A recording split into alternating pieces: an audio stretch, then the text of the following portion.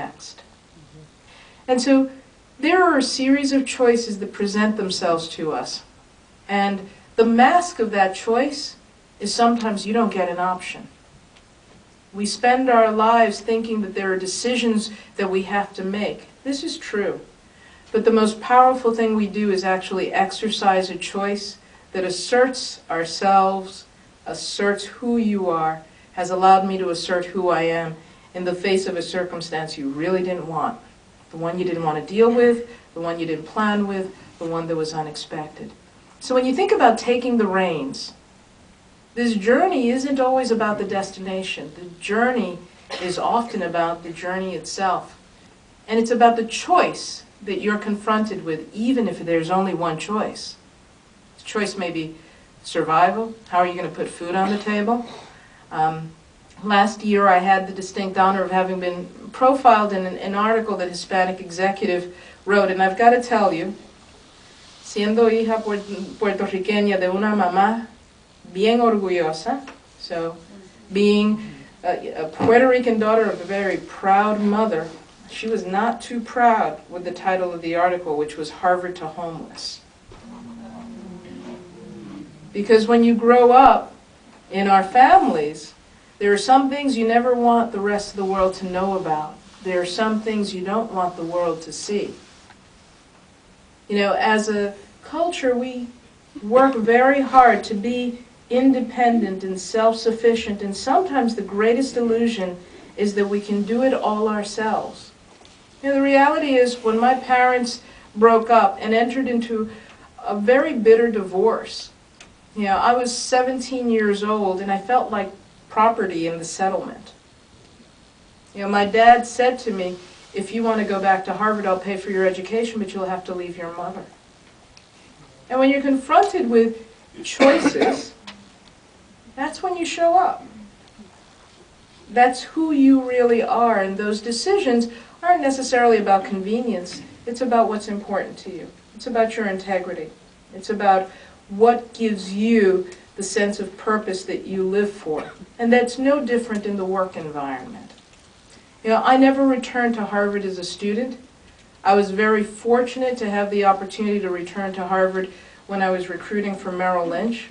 And it was a very surreal experience to be in a classroom that I had attended in class to recruit talent for investment banking. But I also learned it's not that education or degrees are disposable. Certainly not in the 21st century. I may be one of the last of a generation that could actually get away and be fortunate enough, along with Bill Gates and Steve Jobs, individuals who have a heck of a lot more money than I could dream of having, who can figure it out on the fly. But what they do teach us is very much that life is a creation. You create your life. It's not given to you. It's not going to be given to you by your education. It's not going to be given to you by your parents. It won't even be given to you by your employer. It's going to be given to you by the choices you make and what you do in those circumstances, in those moments that are really difficult to navigate.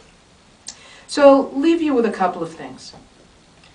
As I entered my corporate career, quite by accident, I was working for an organization called the National Puerto Rican Forum.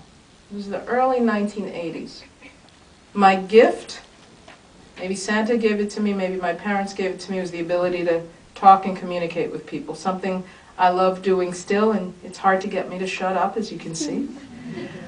But in that process, I went through a series of roles that were oriented around telemarketing and telephone sales, and I went to work for a software consulting company, and I ended up working for the National Puerto Rican Forum during the early days of the Reagan administration, when a rather major recession hit.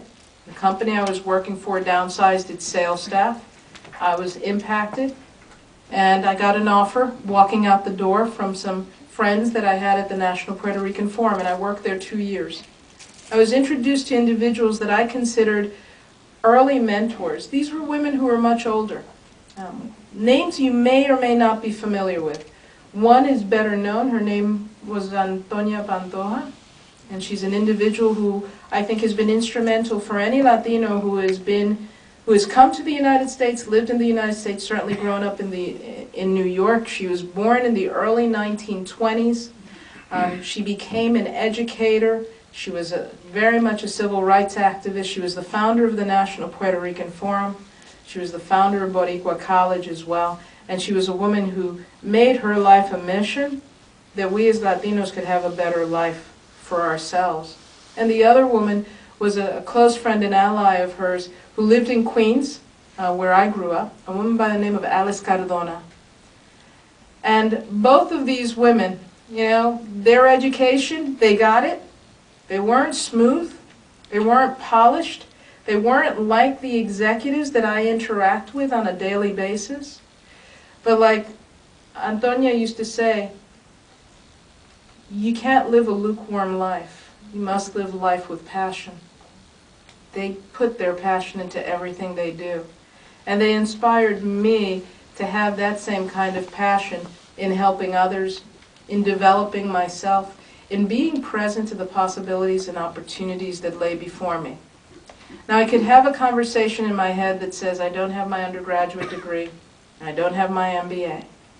Or I can work from the gifts that I do have. It says, I'm smart, I work hard, I read intensely, I apply what I learn, I surround myself with amazingly talented people like the ones in this room who teach me every day, and my job is to learn from them and then go apply it. And in that process, I create results, not alone, but with others, through others, because of others. And I recognize this journey that I've lived is not just my journey. It's not just your journey. It's our journey together. And it's very much a process that enables us to not only fulfill on our potential as individuals, but to be able to give others the promise of fulfilling on their potentials and their possibilities. So with that, two things. We're going to have a panel up here, and I'm really looking forward to seeing that panel. You may have questions for them. You may have questions for me. I believe you may have index cards, or you're going to be receiving something where you can jot down your questions. We're going to honor the time that we have, move into the next segment, write down your questions, and then at the end of it all, we'll be able to come back together and talk a little bit about this magic of creating an ongoing journey, which is really where the success resides. So success isn't a title, success isn't a destination, it's the journey itself. Maybe I'm giving you the punchline right now, but I want you to understand it doesn't end, not as long as you're alive and you're kicking. It's about creating it each day and creating it anew.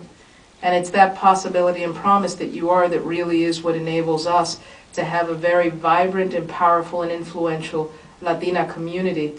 We all know the shift in the demographics. I'm not going to recite that for you. The question becomes who you're going to be in that demographic.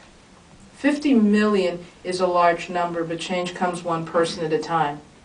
You know, there was the one woman and then the second woman who stood up and inspired me. I want you to look for people who are going to inspire you and challenge you to bring the better game.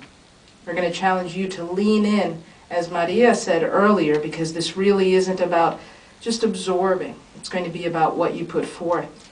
And lastly, I want you to really think about how you take the reins, not by controlling things, but by being willing to sometimes give up control and throw yourself into the journey. Leap and you'll find the net's going to appear.